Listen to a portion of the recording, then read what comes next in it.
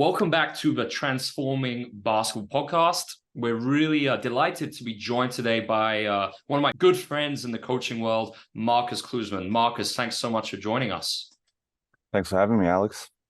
So, Markus, we initially met, I think it was about 2.5 years ago when you were working for the Bavarian Federation in Germany. But you're a dual German-Australian citizen. I think that's played a big part in shaping your current coaching philosophy. Could you maybe just talk a little bit about what that philosophy is and how your experience working in both countries has really shaped that?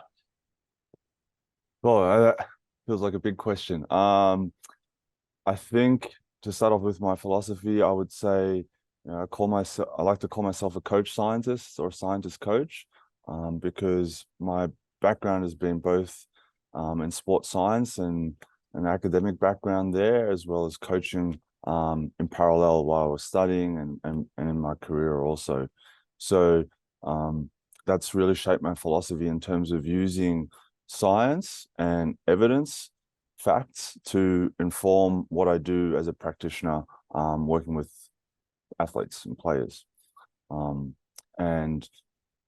I studied in Germany and in Australia. I've worked in both countries and both federations. I think, studying in Germany, I learned a lot about strength and conditioning and how the body works, training design and training periodization, planning, all those kind of things. And in Australia, I really focused on basketball competition and training and did a PhD on that. And got to work with a whole bunch of interesting coaches and learn from a lot of coaches, but also a lot of experts in other fields, biomechanists, skill acquisition experts. And so got immersed into a very unique environment early on where I had a lot of different people around me and got to learn from lots of different thinkers in the high performance space. So I think that influenced me very early on. That's great. And I think one of the things I speak about a lot is ascending out of these organizational silos that I think are very prevalent within the basketball world, where each domain, whether it's coaching, athletic performance, but the biomechanics stuff, it's all very isolated. And I think that's why it's so interesting, because you've got an experience in all of these domains. And also, you're using the same theoretical framework in terms of the CLA, the constraint set approach, to kind of influence how you approach, each field. So how was it, Markus, that you actually first exposed to the CLA and, how did you really develop your skills using CLA activities within the practice environment? Yeah, so my first exposure was when I went to the Australian Institute of Sport. They had a skill acquisition expert there called Adam Gorman, who worked very closely with the basketball program, and he was sort of the first person to introduce the coaches there and myself to those kind of concepts of creating games and creating environments to elicit specific solutions, and using constraints to manipulate those activities to achieve certain learning outcomes. And he would be really creative in creating all kinds of crazy games and drills and activities, whatever you want to call them. And so that was my first exposure. And then as my journey went on, in Australia, the challenge was at the time making better decision makers out of Australian basketball players. That seemed like the main area of improvement compared to especially the European nations, who those players always seem to step ahead in terms of IQ and quick decision making. And Australians pride themselves on being great teammates and being good passers, but we struggled with turnovers in some of the major competitions. So that was a big challenge and task, is to come up with ways to improve that aspect of basketball. And then diving into that whole topic and that theme led more and more to, okay, we've got to use things like the constraint-led approach, and expose the players to more situations that will transfer to competition. And then in Germany, it was a similar challenge in terms of, the German players are very disciplined, very coachable, and they want to know the solution from the coach. And so the challenge there is, how can we get more creative players who can problem solve when the challenge is happening in the game on the floor straight away. And that challenge and that search for the answer also led towards CLA principles. So going through working for both federations and dealing with those kind of challenges all led more and more to incorporating those kind of principles into practice. Great stuff. I think it's really interesting thinking about the forms of life, the prevalence of very influential social cultural constraints in each environment, like you alluded to there. Yeah. So in terms of coaches really getting to grips with the CLA, what do you think are some of the barriers to really understanding it, and maybe any suggestions on how they could be overcome? Sure. So I think there's a couple of factors. One of the main ones from my experience is that coaching with CLA principles is counterintuitive to what we traditionally think is coaching. I experienced this a lot when I was doing coaching courses in Germany. Was a lot of the main feedback I was giving was talk less, stop giving the solution, and ask what the solution might be from the athlete, or even like, are you sure that is the only answer or the only solution there?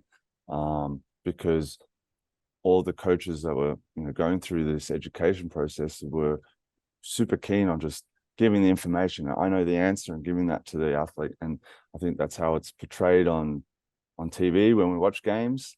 The coach on the sideline directing and giving answers. But that's not necessarily the most conducive to learning. So that's, I think, a big barrier in changing that mindset from, okay, I'm the person that has the answers, to, my job is to create an environment that encourages learning and encourages the player to find the optimal solution. So I think that's one. The second one is the research terminology. I think it's too abstract and very domain specific. So you really need to spend a lot of time understanding things like affordances and ecological dynamics and all those fancy buzzwords. And so I think that's a barrier for many, especially if they haven't spent time reading research papers, and then understanding what is a good research paper and what's not a good research paper, studying sports science.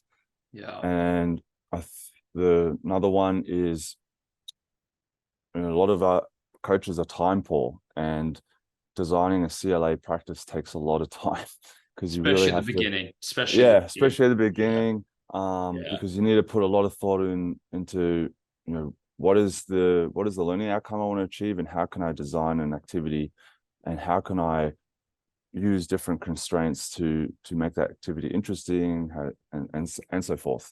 So I think it's not as simple as, I've got this bank of drills and I can just run these drills and my practice will be great. I've got to really think about, okay, what activities do I run? How can I manipulate them? And what kind of outcome solutions would I like to see, or what am I going to be open to? So that's another one. And then this is sort of one of, again, from personal experience, is you can't be afraid to suck. Sort of the term I came with. Also, a lot of people say you got to be comfortable with the chaos, or practice might look messy because the activity you come up with might not work the way you imagined it. So being comfortable with trying things out and being creative. Just as a small anecdote, a small story, I ran into one of my former bosses, who now works in the NBA, and he introduced me to a GM and said, "Hey, this is Markus," and we used to work together, and he was great in creating a lot of small-sided games and activities. A lot of them sucked, was sort of his side note. What an amazing introduction. Yeah, so I was like, oh, thanks for that. But I think it just shows that you can't be afraid of trying things out, and you'll get some golden nuggets through that process, but you got to be willing to fail and have a shitty drill. I agree completely. I think one of those barriers, time, that's so true. I mean, something I introduced here at London Lions is I just gave a very kind of short activities book to the coaches. And early on, this season, using that and just trying to help them. But obviously, I want to get them off that soon, so they really are able to design their own and be empowered to do that. But I think that can be a good starting point in clubs, programs. So moving on, obviously, we've had numerous conversations over the years, Marcus, and one of my big crusades at Transforming Basketball is to move coaches either from drills to the CLA or from a games-based approach to the CLA. What do you think are some of the biggest differences? I think we know about drills. Enough has been said about that, but a lot of people are confusing our stuff for a games-based approach, and they just, like you said, they view our ideas as kind of one-off small-sided games. They're not looking at the whole methodology behind it. So, what do you think could help coaches maybe transition from a GBA, a games-based approach, to a CLA? I think understanding that CLA doesn't necessarily just apply to 2-on-2, 3-on-3, 4-on-4, but you can use it in all aspects of your practice and training. So even if you're using doing an individual skill practice with one player or two players, you can still use those same principles. Like, how can you couple what the players are doing with an environment that they will be facing in the game? And same thing for 5-on-5 team practice. So I think moving away from, okay, this is just something that's a small-sided game thing. And then it's understanding, like the name says, is how can you manipulate constraints. Game-based approaches, you create some games and hope the athletes just come up with something. Whereas I think the constraints-led approach is a lot more purposeful in terms of thinking, okay, I still want specific learning outcomes. I might not know what they look like and what the athletes come up with, but I want to improve, my pick and roll decision making. So how can I and what elements of decision making, and for which player, for the roller, or for the guy that's using the screen, and maybe I want to work on the defensive side of that. So not just looking at offense, but defense as well. And so then I can determine, okay, specific learning goals or outcomes, and then manipulate constraints to emphasize those within a specific activity. So I think those are the main differences. It goes across domains or across areas, and that it's a lot more purposeful than a game-based approach. I think you hit the nail on the head with that. Now, something we've spoken about quite frequently is how we are kind of observing and tracking the behaviors that are emerging within these small-sided games. And you've spoken a lot about tracking KPIs. In fact, that was a large part of the contribution that you wrote for your excellent section within the book, Transforming Basketball. So could you speak a little bit about that? Because I think if coaches can observe what's happening more and implement some of this stuff, I think it's going to naturally help them gravitate towards more of a CLA from a games approach anyway. Yeah, so I think, again, that's why the planning process at the start is important, is to think about, okay, what kind of learning outcomes am I looking for?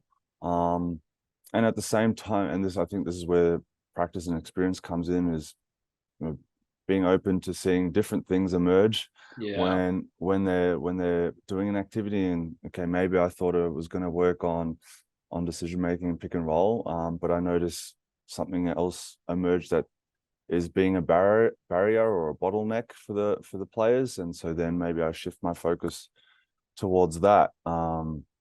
So to use a simple example of offense and defense, maybe I was going to work on offensive decision making in the pick and roll, but notice that really defensively the players are making a lot of mistakes and making it too easy for the offense. So then I add in a constraint that will assist the defense to adjust. Trying to come up with a good example right now, but maybe one will come to me later. But I think that's sort of the thought process that a coach needs to go through when using this approach.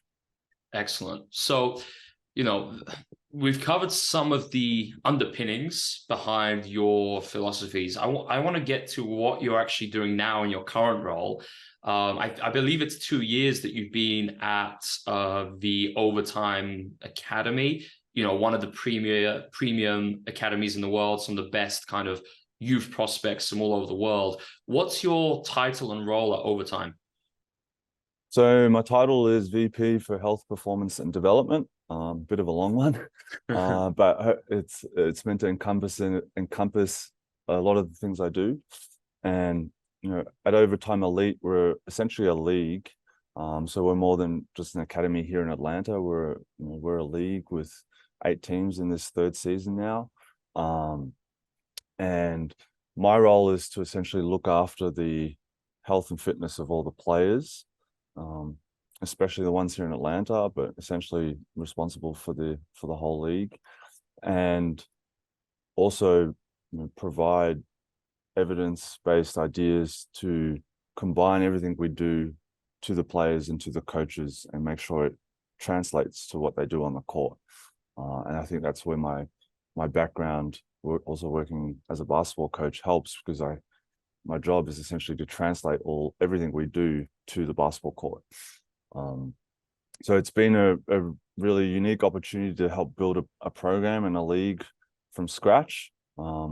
This didn't exist more than 2 years ago, so it's been an amazing, exciting adventure, an opportunity. We've learned a lot, and in my current role, I'm really learning to not just directly look after players, but also look after staff. So I'm managing a team of experts that work directly with the players. And, there's a couple core challenges with that. One is synthesizing all the information we get. We collect a lot of data, and synthesizing that into sensible insights and information for the coaches and players. That's a really challenging part of the job. The other part is, utilizing everyone's individual's experience or forms of life, as you like to say, different backgrounds, and using everyone's strength while at the same time getting everyone following a unified approach, and getting essentially everyone rowing in the same direction. And that doesn't happen overnight, and that's a continual process that never stops. But that's sort of some of the challenges and some of the tasks that I deal with here. Excellent. I want to come back to the idea of being a master generalist, which I consider you to be, Markus, as opposed to, just kind of as more sports science has transcended into the highest levels of the NBA. I think organizations have become even more fragmented as they become even more specialized. But before we get to that, can you just maybe give us some examples of the practicalities of what a day-to-day, obviously it's going to be very different based on the period of the season, but what your day-to-day might look like, and how you're able to apply the CLA into some of the things you're doing there at Overtime? Day-to-day involves a lot of meetings for me.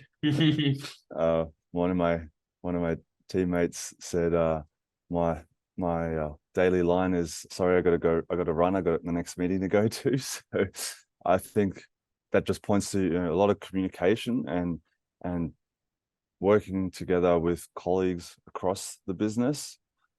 It's very easy, especially for someone like in my role, just to focus on their domain and just get stuck in that bubble. But I think it's important to really seek time and conversations with colleagues in other areas and other spaces. And I think Overtime does a really good job of encouraging that as well. So I think that's one of the main things. And the other thing is to create a learning environment as much as possible. So, for example, one of the things I introduced right from the start is a thing called Teach Me Tuesdays, where one of us internally, touch on a topic, and it's a half-hour talk, presentation, activity, can be anything. But the idea is to, expose ourselves to different ideas, new research that's come out. And sometimes we bring in external experts that talk to us. And the whole idea is just to create an environment where it's okay to think differently or to be challenged in one's own belief. And I think that's sort of one of the main challenges, speaking to what we talked about before, is encouraging feedback and encouraging new ideas. So I always try to do this myself and encourage our staff to ask the question, like ask a colleague or ask someone that's observing. We have lots of visitors come in.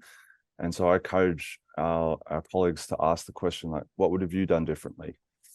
And through that conversation, you can then, I think, create new insights and then get people to have discussions. And I think that's the starting point for then getting everyone to get on the same page.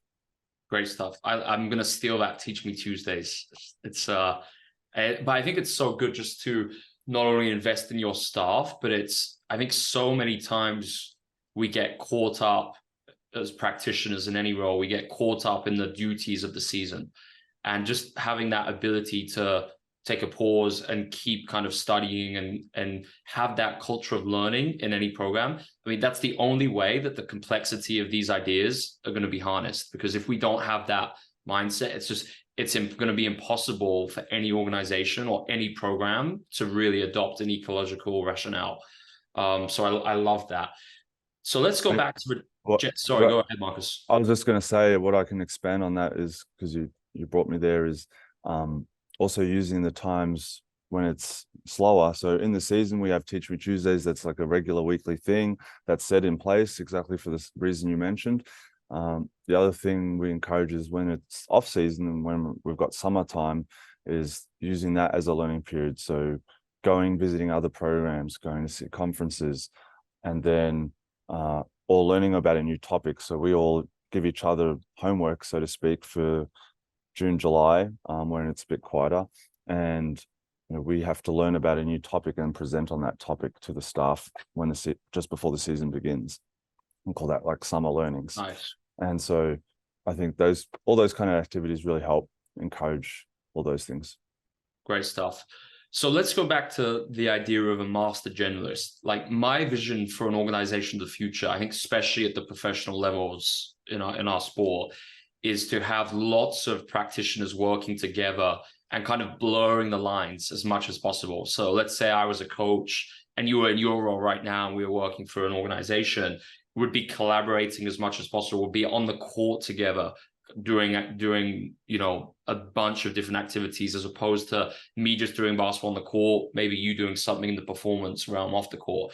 Do you kind of see that being something that the basketball world, a direction that would be beneficial for the basketball world to head towards? Short answer, yes, definitely beneficial, because I think each expert can learn from another expert. And secondly, I think the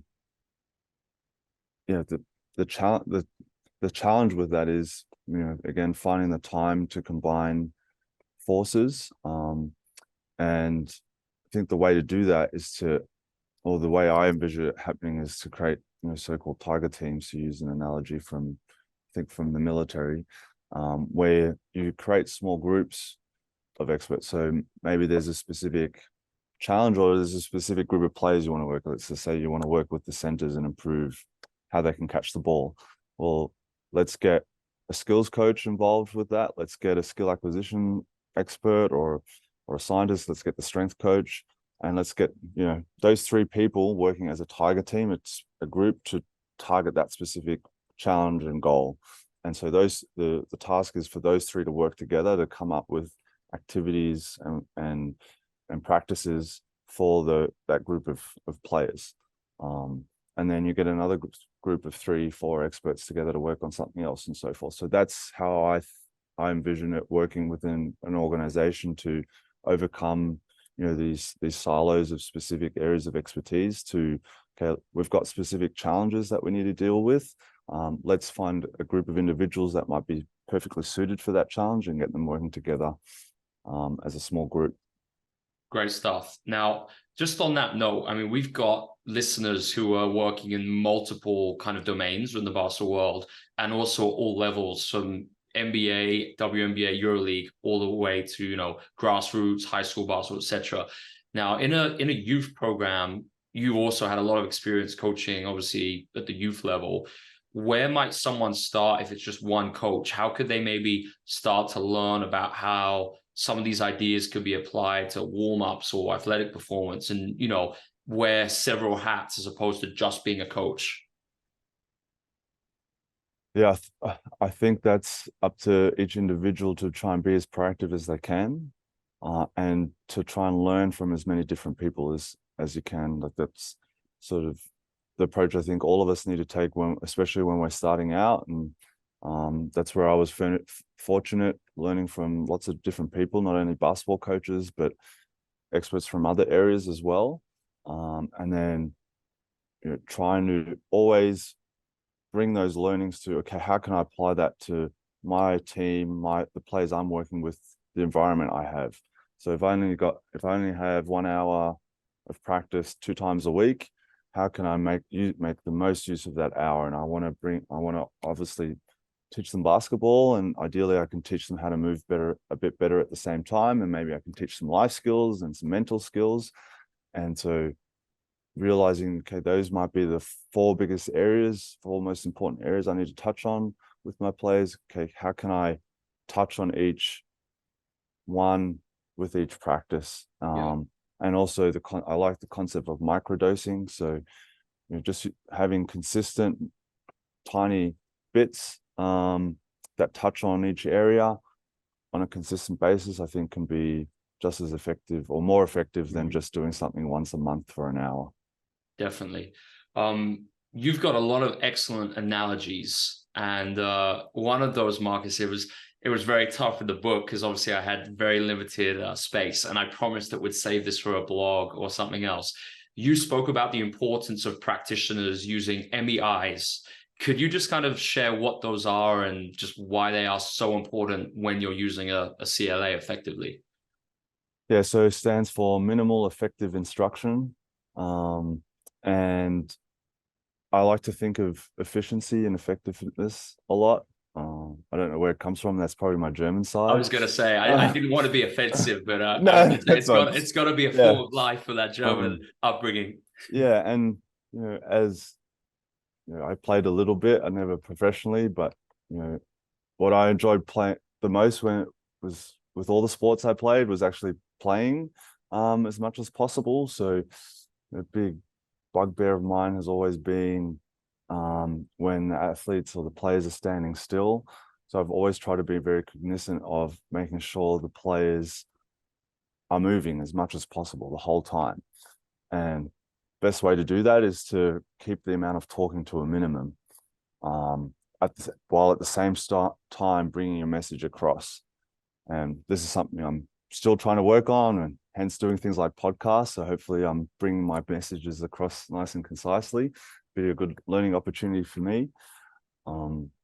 And you know, I've pinched ideas on how to do that from other areas as well. So for example, I've learned from writers who I know I read somewhere that they've been given a challenge of writing the shortest possible story with the least amount of words. And this is a sad example, but I thought it really hits the nail on the head. Is, you know, one of the stories that got submitted was baby shoes for sale, never used.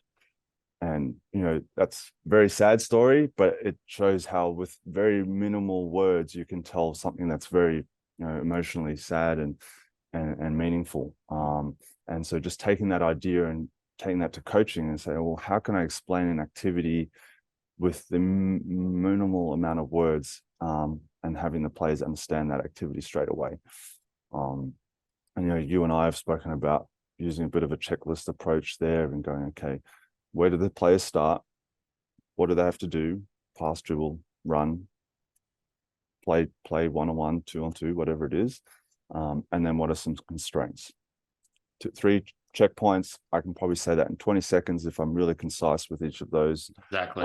And then the the, the girls or guys are going. So yeah, I just like that principle, and because I think it's conducive to having the players have more fun, because they'll play more, they'll learn more, and we'll become more effective as coaches. That way. Definitely.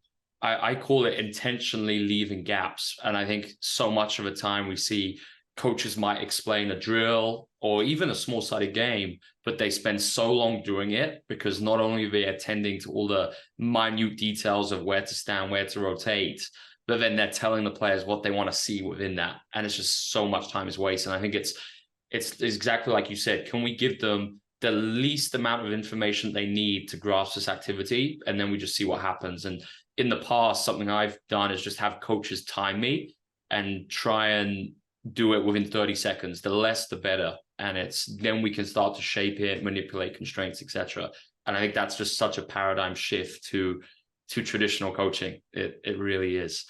So Markus, I just want to say a big thanks. So many words of wisdom that you imparted on us today. I don't know if you're a huge social media guy. Do you even have a Twitter? I'm sure you do, right? I must be following you. I have a Twitter. I only use it to watch other people tweet. I don't tweet myself. But that's an area of growth for me. I'm good at, I look at social media every now and then just to learn from others like yourself. But I still need to learn how to distribute some of my own content, which is something I'm trying to learn working for Overtime. I'm working for Overtime Elite. So maybe I'll get there one day. But yeah, people can find me on social media if they want. But yeah, I'm not gonna give too much wisdom on through social media, if at all. Well, Markus, thank you so much. Obviously, we really appreciate your support at Transforming, and we love all the work you're doing. So thanks for taking the time to join us today. No worries. Thanks for having me on, and really enjoy listening to your ideas and thoughts. And I think it's good that you push all your stuff out there, because then we all have something to talk about, which is the main thing. Thanks again, Markus. Take care, Alex.